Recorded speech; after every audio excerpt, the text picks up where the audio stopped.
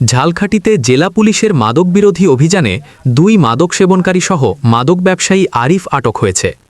দৈনিক ক্রাইম ডায়েরির ঝালকাঠি জেলা প্রতিনিধি ইমাম হোসেন বিমান জানান, 25শে ফেব্রুয়ারি বুধবার রাতে জেলার সদর উপজেলাধীন গাভারামচন্দ্রপুর ইউনিয়নের রমজানকাঠি গ্রামে এ অভিযান পরিচালনা করা হয়।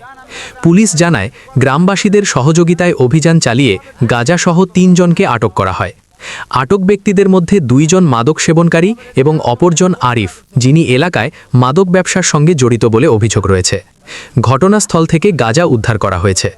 পুলিশ সূত্রে জানা গেছে, আটককৃতদের বিরুদ্ধে মাদকদ্রব্য নিয়ন্ত্রণ আইনে মামলা প্রক্রিয়াধীন রয়েছে।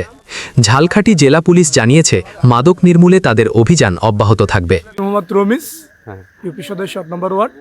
তো এইখানে সিলেসিলি শুনতেছে, আমি পাশে ছিলাম। তারপর দেখি সিলেসিলি, তারপর 2টা ছেলে ধরার পর তার একটা পুটলা গাঁজা পাইছে। তো ওই ছেলে 2টার জিজ্ঞেস করেছে, তুমি গাঁজা আনছো কোথায় দিয়ে? বলছে আরিফের কাছ থেকে। তো তারপর আমরা ওই থানায় ফোন দিই, থানার পুলিশ আসে। আসার পরে পুলিশ এই নামে জিজ্ঞাসাবাদের পরে তাদের দ্বারা মানে আগে তথ্য আছে যে আরিফ এই নামে করে। তো আরিফের বললে যে ওগো অ্যারেস্ট করার পরে ছেলে 2টার আর আরিফেরও, তারপর বলে যে ওগো বাড়িতে রেট দেবো। তো এখানে দারোগা ছিল, আমি ছিলাম, আর এলাকার মুরব্বীরা প্রায় 7খানা মানুষ ছিল, তারা সবাই গেছে।